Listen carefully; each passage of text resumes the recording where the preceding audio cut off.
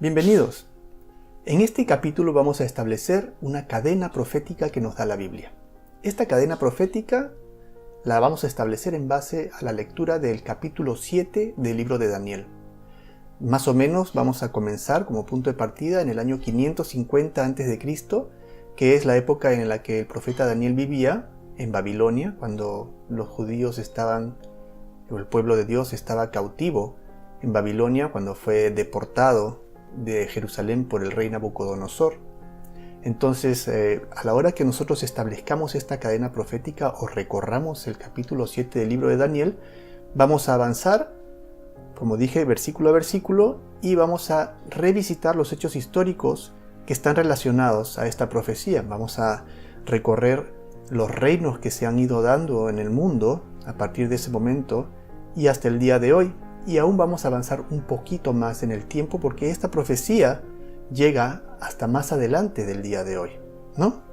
El libro de Daniel es un libro extremadamente importante, nos da muchas referencias, nos da unas profecías valiosísimas acerca de los tiempos y debe de ser leído en relación al libro de Revelación del apóstol Juan, que fue escrito 500 años después del libro de Daniel. El libro de Daniel es una plantilla para la comprensión del libro de Apocalipsis. Ambos podrían ser considerados como dos capítulos del mismo libro. Tienen el mismo lenguaje. El libro de Daniel ayuda a descifrar el libro de Apocalipsis. El libro de Apocalipsis es la continuación del libro de Daniel y ambos definitivamente son muy compatibles y necesarios uno para la comprensión del otro y viceversa. Ahora, para comenzar también esta investigación, nosotros tenemos que hacernos del conocimiento de lo que yo llamo el diccionario del lenguaje profético. Este diccionario del lenguaje profético yo lo he diseñado en base a lo que la Biblia misma define. Por ejemplo, cuando nosotros leemos en el libro de Daniel, que vamos a leerlo, creo que es en el versículo 2 o 3 del capítulo 7, dice, los cuatro vientos del cielo. Los cuatro vientos del cielo para una persona podrían ser vientos, pero para el lenguaje profético significa batallas, guerras. Esto lo podemos ver en el libro de Jeremías 49:36. El mar, las aguas representan multitudes, pueblos, naciones y lenguas, como explicado en el libro de Isaías 17:12, así como en el libro de Revelación 17:15. Así podemos ver cómo los términos utilizados en profecía son explicados por la misma Biblia, no dando lugar a ninguna especulación o arbitrariedad. Asimismo podemos extraer del capítulo 2 del libro de Daniel el significado de los metales, como el oro, plata, bronce y hierro, que representan los diferentes reinos que han ejercido influencia sobre el pueblo de Dios. Luego tenemos que la prostitución, por ejemplo, representa idolatría. La roca es Cristo, de lo cual tenemos muchas referencias bíblicas. Este esquema que presento nos muestra la cronología de la consecución de los reinos de acuerdo al capítulo 2 del libro de Daniel, según el sueño del rey Nabucodonosor. Esto nos va a servir como una referencia para poder avanzar en nuestro recorrido de la profecía bíblica, así como de la historia. Aunque no vamos a ahondar en esta historia en particular, que es la del capítulo 2 del libro de Daniel, yo definitivamente recomendaría mucho que se detengan en esta presentación, que agarren su Biblia, y si no tienen una Biblia pueden entrar online, hay muchas websites que enseñan la Biblia, y vayan y lean completamente de principio a fin el capítulo 7, el capítulo 8 y el capítulo 2 del libro de Daniel. No va a ser difícil en el sentido de que el capítulo 2, por ejemplo, es una historia, ¿no? El capítulo 7 y 8 son como parábolas enigmáticas definitivamente, pero usando un poco de imaginación podemos al menos tener una comprensión inicial de los eventos. Por ejemplo, el capítulo 8 va a hablar de un carnero que lucha contra un macho cabrío que tiene un cuerno, y vamos a ver qué le hizo uno al otro. Entonces simplemente comenzamos con una comprensión preliminar para luego pasar al desglosar versículo por versículo y comprender el significado exacto, categórico, que no nos deje ni siquiera un poquito de duda acerca de qué es lo que Dios le quiso dar a la humanidad por medio del profeta Daniel y posteriormente por medio del apóstol Juan. Entonces, sin más espera, nos vamos a ir a leer nuestro libro de Daniel, capítulo 7. Comenzamos. Capítulo 7, versículo 1, dice: En el primer año de Belsasar, rey de Babilonia, es decir, esto es hacia el final del reino de Babilonia, tuvo Daniel un sueño. Entonces ahora es Daniel el que tiene un sueño, y no Nabucodonosor como en el capítulo 2. Y obviamente él dará mayor detalle acerca del sueño. Tuvo Daniel un sueño y visiones en su cabeza mientras estaba en su lecho. Luego escribió el sueño y relató lo principal del asunto. O sea que va a explicar, no tenemos que adivinar acerca de este sueño. Daniel capítulo 7, versículo 2 y 3 dice: Miraba yo en mi visión de noche, y he aquí que los 4 vientos... ¿Qué es eso? Batallas, guerras, ¿recuerdan? Del cielo combatían en la gran mar. La gran mar era... ¿Qué era eso? Eran naciones, ¿no? Era guerra entre las naciones entonces. Y 4 bestias grandes, 4 grandes reinos, diferentes la una de la otra, subían del mar. Estos eran reinos diferentes el uno del otro. Veamos entonces si estamos correctos. Tenemos los 4 vientos del cielo, son batallas, guerras, según Jeremías 49:36. La mar, las aguas, son multitudes, pueblos, naciones y lenguas, según Isaías 17:12, Revelación 17:15. Y bestia o fiera es nación, reino, poder político, según Daniel capítulo 7, versículos 17 y 23. Leamos estos textos para estar completamente seguros de lo que estamos hablando. Revisemos Jeremías 49, 36 y 37. Dice: Traeré sobre Elam los 4 vientos de los 4 puntos del cielo. Bueno, acá tenemos los 4 vientos del cielo. Y los aventaré a todos estos vientos, y no habrá nación donde no vayan fugitivos de Elam. Entonces, cualquier cosa que sean estos vientos van a causar pánico en Elam. Elam es la provincia de la capital del imperio medo-persa. Entonces, estos 4 vientos del cielo son negativos. Algo malo hacen en la ciudad que causan que la gente salga disparada de esa ciudad, que huyan de esa ciudad y se conviertan en fugitivos en otras ciudades. Luego dice el versículo 37, y haré que Elam se intimide delante de sus enemigos. Bueno, entonces estos 4 vientos del cielo son enemigos de Elam, ¿no? Y delante de los que buscan su vida. Y traeré sobre ellos mal y el ardor de mi ira, dice Jehová, y enviaré en pos de ellos espada hasta que los acabe. Esto está más claro, entonces tenemos que los 4 vientos del cielo son batallas, son los enemigos de Elam, que van a ir a la ciudad de Elam, van a causar guerra y van a hacer que la gente de Elam tenga que huir de ahí, ¿no? Esto se llama paralelismo hebreo. Algo es explicado de una manera, luego repetido de otra manera, y así es explicado el símbolo, ¿no? Ahora vamos a ver qué es lo que quiere decir en la gran mar. ¿Qué significado encontramos para el gran mar o la gran mar o las aguas?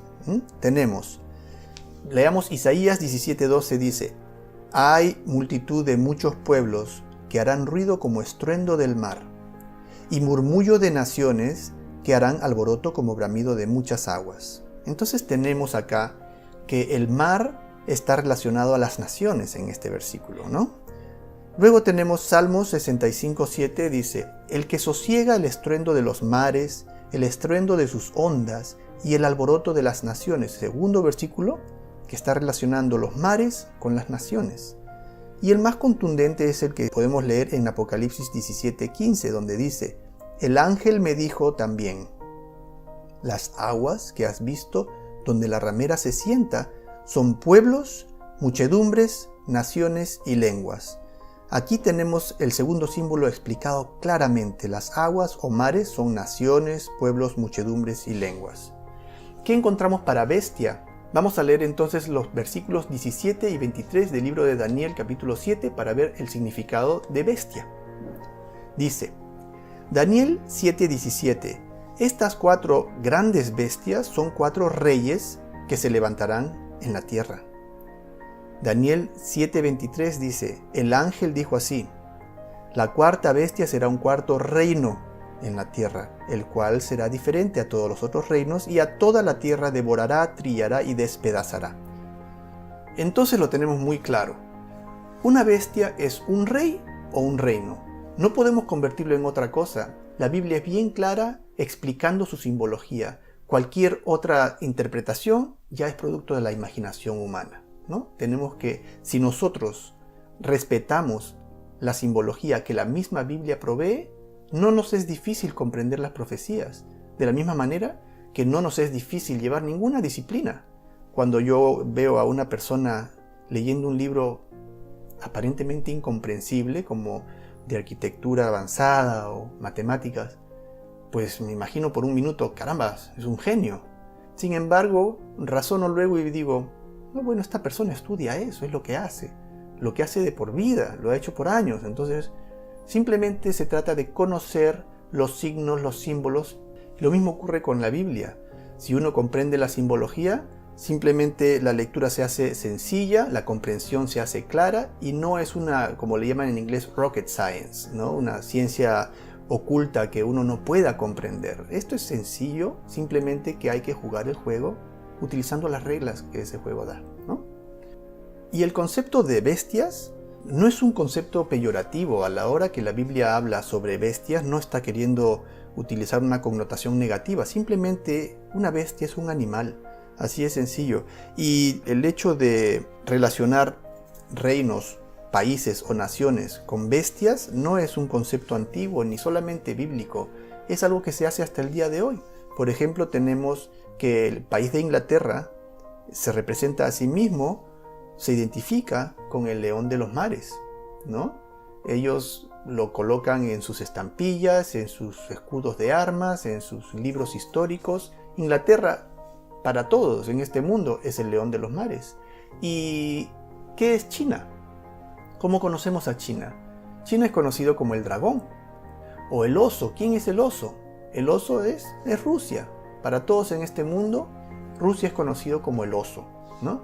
Y Estados Unidos, está de más decirlo, Estados Unidos es conocido como el águila calva. Francia utiliza el gallo gálico. Ahora vamos a volver a mencionar, vamos a regresar a estos versículos 2 y 3 del capítulo 7 del libro de Daniel y vamos a leerlos de nuevo, pero con un lenguaje contemporáneo para darle un significado más fácil de comprender. Leamos. Capítulo 7, versículo 2 dice: Daniel dijo, miraba yo en mi visión de noche y he aquí que los 4 vientos del cielo combatían en la gran mar. Y 4 bestias grandes diferentes una de la otra subían del mar. Traduciendo esto al lenguaje contemporáneo, utilizando nuestro diccionario de lenguaje profético, podríamos decir: Daniel dijo, miraba yo en mi visión de noche y he aquí que presencié las escenas de conquista y revolución mediante las cuales los reinos han conseguido el poder. Y 4 grandes reinos, diferentes el uno del otro, subieron al poder. ¿Suena, no? Vamos a leer ahora entonces acerca de la primera bestia, que está en el versículo 4 del capítulo 7 del libro de Daniel. Dice: la primera bestia era como un león y tenía alas de águila. Yo estaba mirando hasta que sus alas fueron arrancadas y fue levantada del suelo y se puso enhiesta sobre sus pies a manera de hombre y le fue dado corazón de hombre.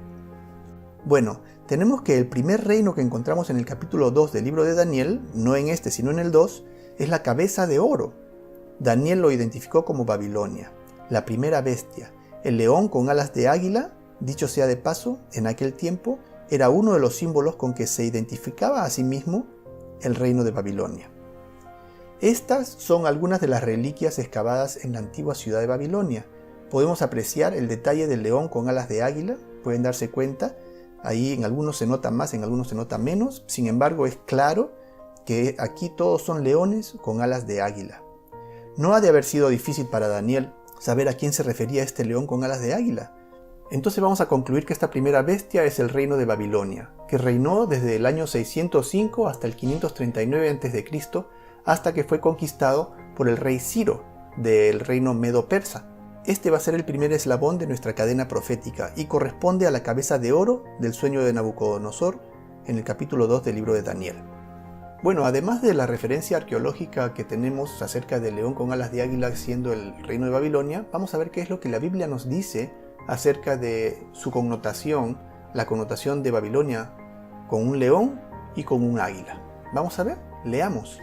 Jeremías 4:7 dice: El león sube de la espesura, y el destruidor de las naciones está en marcha, y ha salido de su lugar para poner tu tierra en desolación. Tus ciudades quedarán asoladas y sin morador. Jeremías 50:17 dice: Rebaño descarriado es Israel, leones lo dispersaron. El rey de Asiria lo devoró primero, Nabucodonosor, rey de Babilonia, lo deshuesó después. Entonces este león de Jeremías 4:7 sube de la espesura, es el destruidor de las naciones y está en marcha y ha salido para destruir la tierra de Jerusalén, la tierra de Israel. Pues vemos la historia y el que lo hizo fue Nabucodonosor. Entonces aquí es donde están relacionando a Nabucodonosor o Babilonia como un león, ¿no? Y el segundo versículo también dice lo mismo y lo dice con nombre y apellido, ¿no? Dice 2 leones, uno es el rey de Asiria y el otro es Nabucodonosor, rey de Babilonia. Entonces está bien claro que la Biblia relaciona a Nabucodonosor, a Babilonia, como león. Ahora vamos a ver qué es lo que dice acerca de águila, cómo es que la Biblia relaciona a Babilonia con un águila, ¿no? Leamos. En el capítulo 17 del libro de Ezequiel, en el versículo 2, 3 y 12, vamos a ver, dice: Hijo de hombre, propongo un acertijo y compongo una parábola. Esta es una advertencia que le está haciendo Dios al pueblo de Israel. Y dirás: así ha dicho Jehová el Señor, una gran águila de grandes alas y largos miembros, llena de plumas de diversos colores, vino al Líbano y tomó el cogollo del cedro. Di ahora a la casa rebelde: ¿no habéis entendido qué significan estas cosas? Diles: he aquí que el rey de Babilonia vino a Jerusalén y tomó tu rey, a tus príncipes, y los llevó consigo a Babilonia. Fascinante. Entonces, ¿qué tenemos? Identificado al 100%. Un león y un águila. Eso es como la Biblia menciona o relaciona al reino de Babilonia cuando le está advirtiendo al pueblo de Dios, porque el pueblo de Dios cometía idolatría constantemente y se alejaba de Dios constantemente, y Dios por medio de sus profetas también les advertía con mucha paciencia una y otra vez, pues hasta que llegó el punto en el que su paciencia se colmó y fueron conquistados, fueron deportados y Jerusalén fue destruido, el templo fue destruido, ¿no? Ahora, algo fascinante aquí es que la bestia fue levantada del suelo y se puso enhiesta sobre los pies a manera de hombre, y le fue dado corazón de hombre. Es decir, que aunque sus alas fueron arrancadas, o en otras palabras, aunque el reino fue conquistado, de esta Babilonia quedó un hombre a quien le fue dado un corazón de hombre. Interesante. Ahora, ¿qué es lo que dice la Biblia de las cualidades del corazón del hombre? Leamos Jeremías capítulo 17, versículo 9. Engañoso es el corazón más que todas las cosas, y desesperadamente perverso. ¿Quién lo conocerá? Entonces podemos decir que de Babilonia quedó un hombre de corazón engañoso y desesperadamente perverso.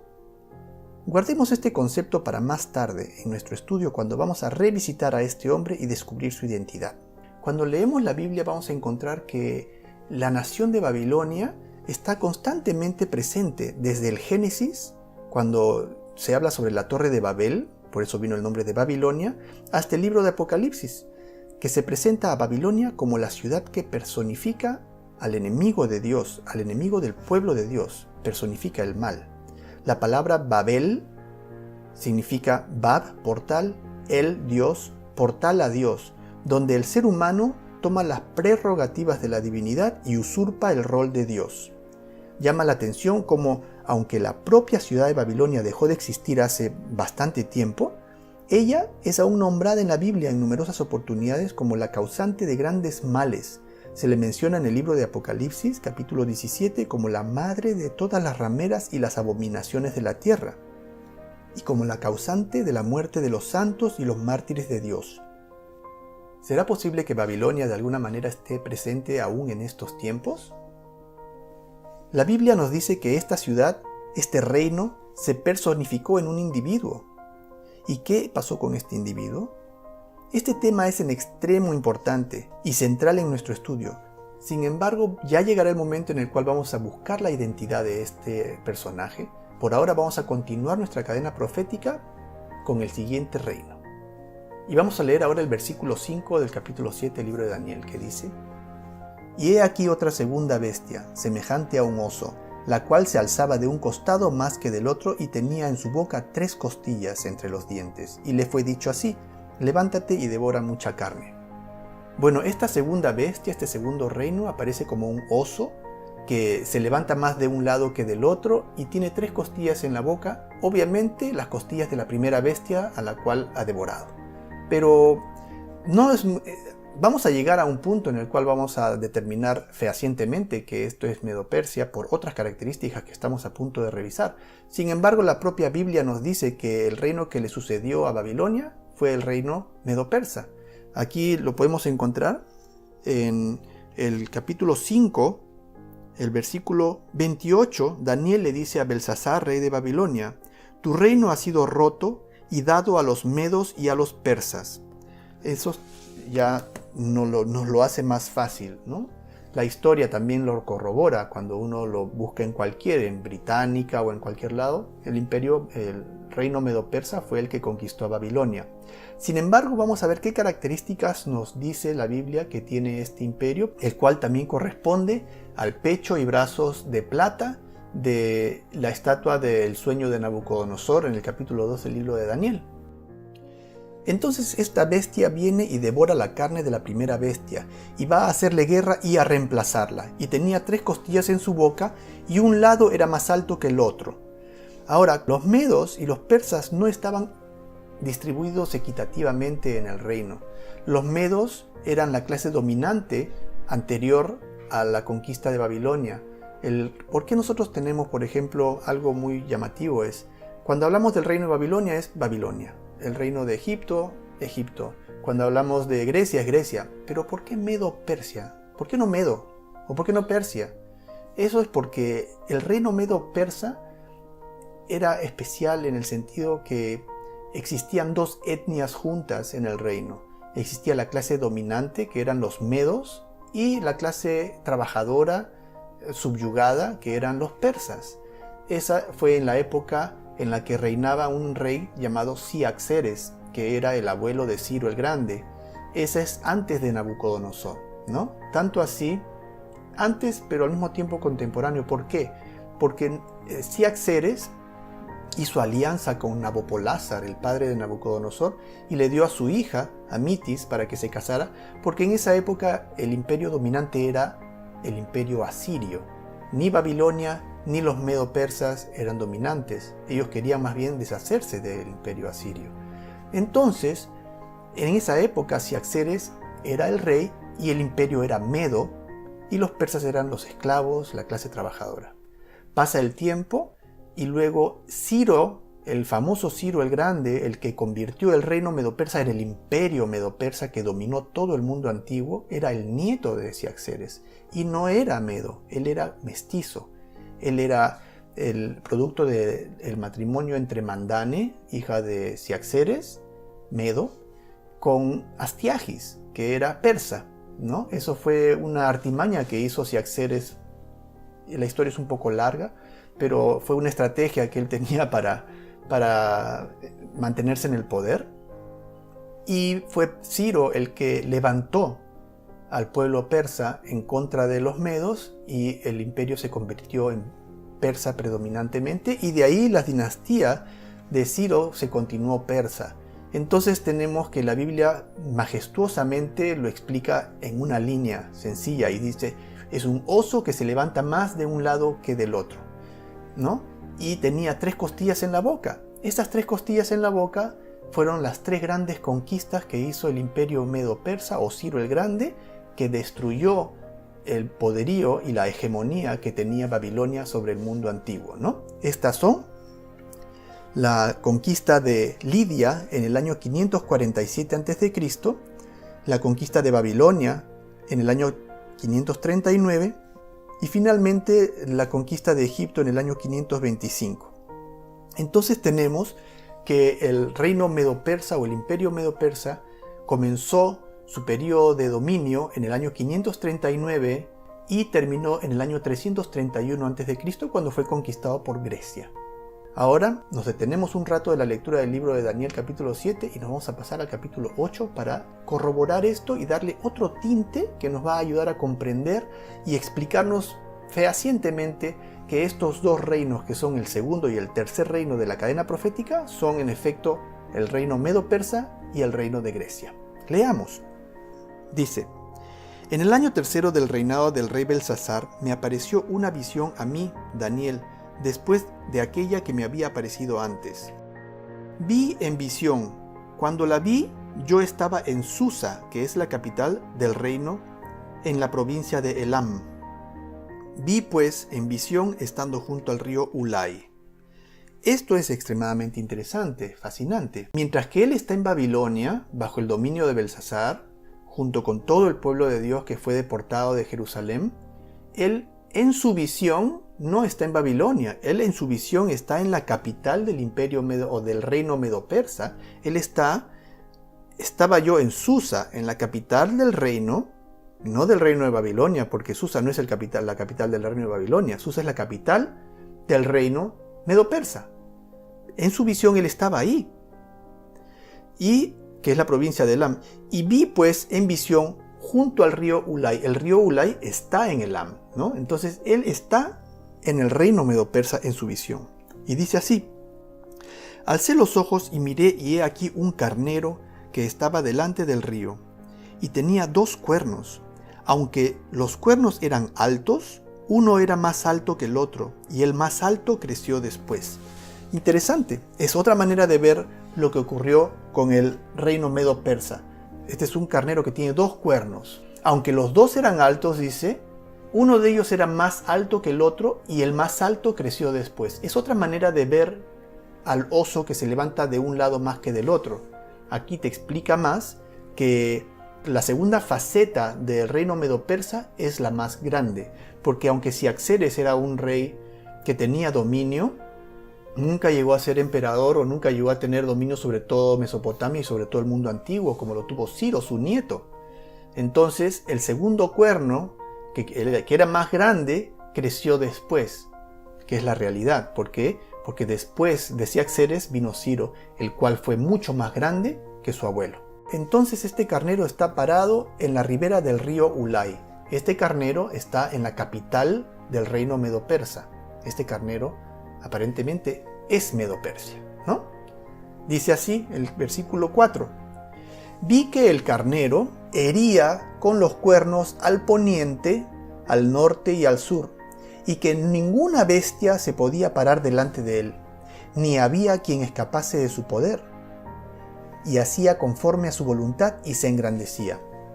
Ahora da más información acerca de las 3 costillas de la boca del oso. Explica que se trata de 3 conquistas y da también información acerca de las 3 regiones geográficas conquistadas, que son el norte, el sur y el occidente de Susa, donde estaba el carnero parado en la ribera del río Ulai.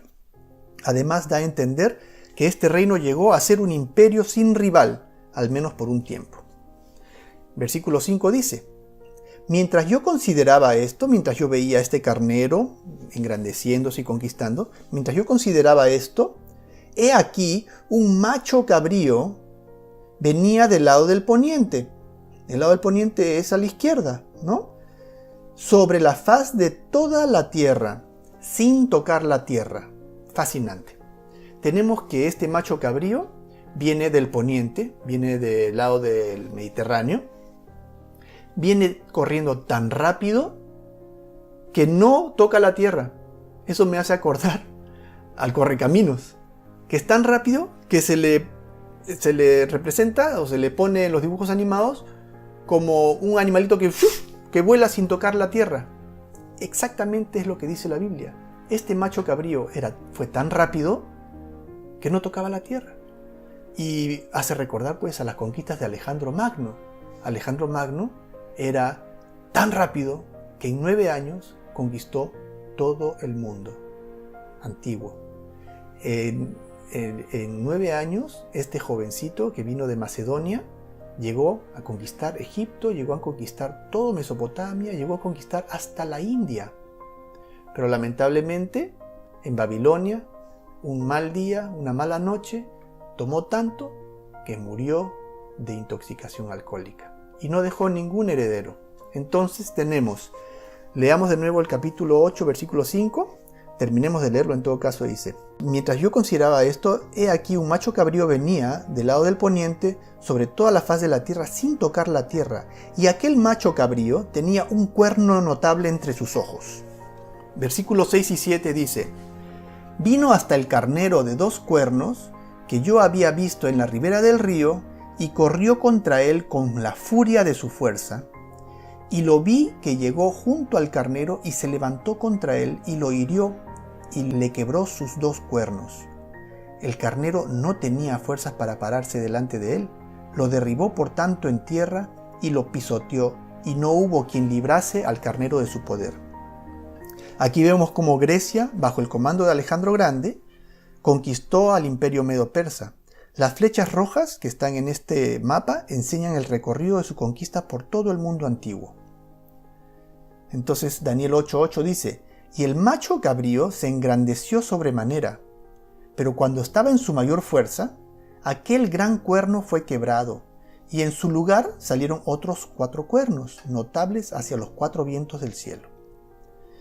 Y una vez que Grecia hubo conquistado un vastísimo territorio, eso es lo que quiere decir, y habiendo llegado al pináculo de su poder, pues como ya había dicho anteriormente, Alejandro Grande murió en Babilonia, y el imperio fue dividido entre sus 4 generales principales, que eran Seleuco, Ptolomeo, Casandro y Lisímaco, quienes se repartieron el territorio entre sí, como se puede ver en este mapa que pongo, de tal manera que, como lo anunció el profeta, los 4 cuernos salieron hacia los 4 puntos cardinales, ¿no? Vemos acá, norte, sur, este y oeste.